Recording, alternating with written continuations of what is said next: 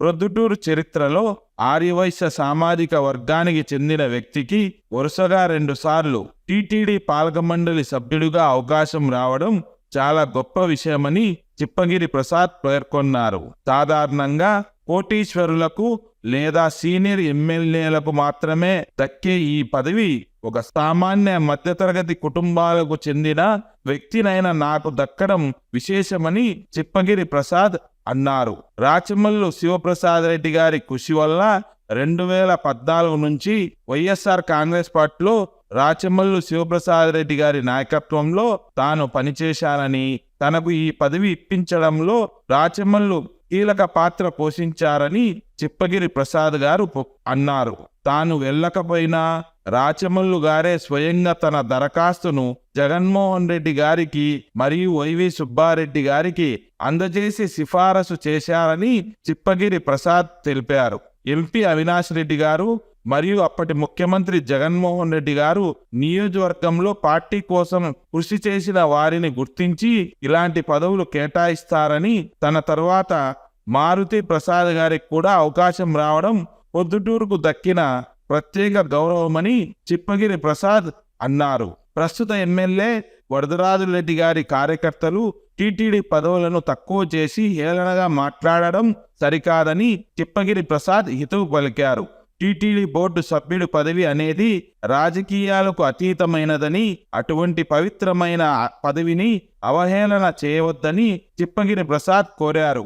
వరదరాజురెడ్డి గారు తన కార్యకర్తలకు రాజకీయ విలువలు గౌరవప్రదంగా మాట్లాడడం నేర్పించాలని చిప్పగిరి సూచించారు. సిద్ధాంతపరమైన విమర్శలు ఉంటే చేసుకోవచ్చని, కానీ పదవులను మరియు వ్యక్తులను కించపరిచేలా మాట్లాడడం మంచి పద్ధతి కాదని చిప్పగిరి ప్రసాద్ ఈ సందర్భంగా తెలియజేశారు.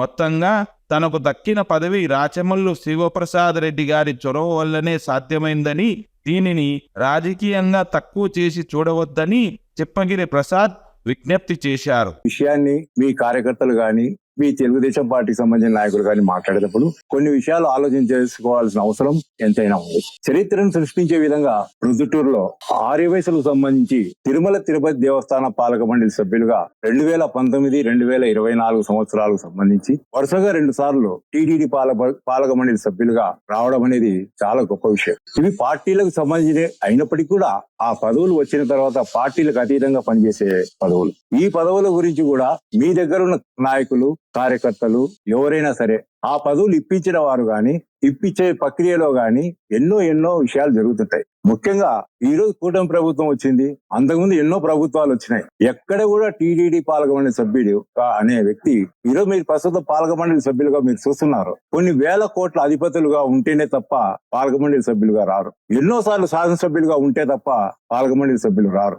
ఎన్నో దాన ధర్మాలు వాళ్ళ కుటుంబ చరిత్రను అనుసరించో ఆ పదవులు వచ్చే సాంప్రదాయం తిరుమల తిరుపతి దేవస్థాన పాలక మండలి సభ్యులుగా ఉంటుంది. అటువంటి పదవులు మేము పడిన కష్టానికి నిజంగా చెప్పాలంటే జగన్మోహన్ రెడ్డి అనే వ్యక్తి మాకు ముందు నుంచి తెలిసినప్పటికీ 2014 సంవత్సరంలో వైఎస్ఆర్ కాంగ్రెస్ పార్టీ రాచమల్లు శివప్రసాద్ రెడ్డి గారి నాయకత్వంలో ఆయన దగ్గర నేను పార్టీ అధ్యక్షుడిగా పనిచేసేటప్పుడు, మరి ముఖ్యంగా ఆయనకు వెన్నంటి చేదోడు వాదోడుగా ఉన్నప్పుడు ఈ ఊరికి సంబంధించిన వ్యక్తి ఒక ఆర్యవైశ్యునికి టీటీడీ పాలక మండలి సభ్యుడిగా ఇవ్వమని చెప్పి ప్రపోజల్ చేసిన వ్యక్తి రాచమల్లు శివప్రసాద్ రెడ్డి గారు. ఇది మరీ కూడా నేను చెప్తున్నా, ఎన్నో సభల్లో కూడా చెప్తున్నా, మళ్ళా ఒకసారి కూడా ఇప్పుడు కూడా చెప్తున్నా, పాలక మండలి సభ్యుడిగా నా పేరు నేనే ఎన్నోసార్లు ఆయనను నేను వారించడం జరిగింది. ఇది చాలా ఆషామాషి వ్యవహారం కాదన్నా, చాలా గట్టిగా ఉంటుంది. నువ్వు మాట ఇచ్చేటప్పుడు జనంలో పలుసును కూడా అయ్యే సందర్భాలు కూడా ఉంటాయి. అన్నప్పటికీ కూడా మాకు లేని ధైర్యాన్ని ఆయన ఉనికి పుచ్చుకొని జగన్మోహన్ రెడ్డి దగ్గర 12/6/2019 ఆ రోజు సమయం లేక మళ్ళా 17/6/2019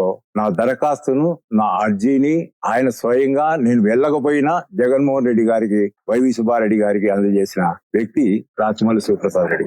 ఆ ప్రకారంగా మేము తెలిసినప్పటికీ కూడా శాసనసభ్యులు గాని, పార్లమెంటు సభ్యులు అవినాష్ రెడ్డి గారు గాని సిఫారసు లేకుండా ముఖ్యమంత్రి జగన్మోహన్ రెడ్డి గారు నిర్ణయం తీసుకోరు. కారణం నియోజకవర్గంలో బాగా చేసి ఉండాలి, పార్టీకి కూడా కష్టపడి ఉండాలి. అందరు చెప్పంగా నేను ఇవ్వకపోతే బాగుండదని ఆయన కూడా అనుకోవాలి, ఆయన కూడా మన చరిత్ర తెలుసుకోవాలి. అటువంటి సందర్భంలోనే ఈ పాలక మండలి సభ్యుడిగా వచ్చింది. అలాగే వచ్చినప్పుడు కూడా నీతి నిజాయితీలుగా పనిచేస్తున్నాం, మా పదవీ కాలాన్ని కూడా బాగా పూర్తి చేసుకున్నాం. మాకు అండదండలుగా రాచమల్లి శివప్రసాద్ రెడ్డి గారు ఉన్నారు. తదుపరి కూడా అలా మరొక మారు నా పదవీ కాలం అయిపోయిన వెంటనే మారుతి ప్రసాద్ గారు కూడా రావడం జరిగింది. మారుతి ప్రసాద్ గారు కూడా ఖచ్చితంగా బాగా ఫాలో చేసినారు, గొప్ప పేరు తీసుకొచ్చినారు. ఈ రోజు నేను చెప్తున్నా, కూటమి ప్రభుత్వం గాని ఇంకా రాబోయే కాలం ఎన్నో సంవత్సరాల ప్రభుత్వాలైనా సాధారణ ఆర్యవైశ్యునికి టీటీడీ పాలక మండలి సభ్యుడిగా వస్తుందేమని ఒకసారి మీరు ఆలోచన చేయండి. సామాన్యంగా వచ్చే పరిస్థితి కానీ దరిదాపుల్లో గాని లేని పరిస్థితి. అటువంటి గొప్ప పదవులు ఈ పొద్దుటూరుకు కేటాయించడం జరిగింది, వరుసగా 2 పర్యాయాలు. ఆ పదవులు తీసుకోవడంలో ఒకవైపు దేవుని ఆశీస్సులు, ప్రజల ఆశీస్సులు, మా తల్లిదండ్రుల ఆశీస్సులు, అలాగే మన నాయకుల ఆశీస్సులు, ముఖ్యంగా పొద్దుటూరు శాసనసభ్యులు రాచమల్లు గాని, తర్వాత అవినాష్ రెడ్డి గారు గాని, జగన్మోహన్ రెడ్డి గారు గాని ప్రత్యేకమైన దృష్టితో ఈ ఊరికి రావడం జరిగింది. అటువంటి గొప్ప పదవిని కూడా ఏలనగా ఆ విధంగా ఆయనకు సంబంధించిన కార్యకర్తలు మాట్లాడడం కూడా మంచిది కాదని కూడా నేను తెలియజేస్తున్నా. పెద్ద ఆయన గౌరవనీయులు వరదరాజరెడ్డి గారు కూడా ఇటువంటి విషయాలు అంటే అసందర్భానురీతిగా మాట్లాడే మాటలు గాని, గౌరవప్రదంగా లేకుండా ఉండే మాటలు కానీ మాట్లాడకుండా వారి నాయకులను కట్టడి చేయవలసిందిగా కోరుతూ కారణం ఇది రాజకీయాలకు అతీతంగా ఉండే పదవులు వచ్చిన తర్వాత రాజకీయాలకు అతీతంగా ఉన్న పదవులు. అటువంటి పదవులను కూడా అది సామాన్య పదవులుగా భావిస్తూ ఏలనగా మాట్లాడడం అనేది మంచిది కాదని వారికి కూడా తెలియజేస్తున్నా. ఈ విషయాన్ని వారి కార్యకర్తలు కూడా తెలియజేసి హుందాపరంగా, రాజకీయ పరంగా, ఏదైనా సిద్ధాంతపరంగా ఉండే మాటలే మాట్లాడాలి, అదేవిధంగా మీరు శిక్షణ ఇవ్వాలని కూడా నేను ఈ సందర్భంగా పెద్ద ఆయన గౌరవనీయులు వరదరాజరెడ్డి గారు కోరుకుంటున్నాను.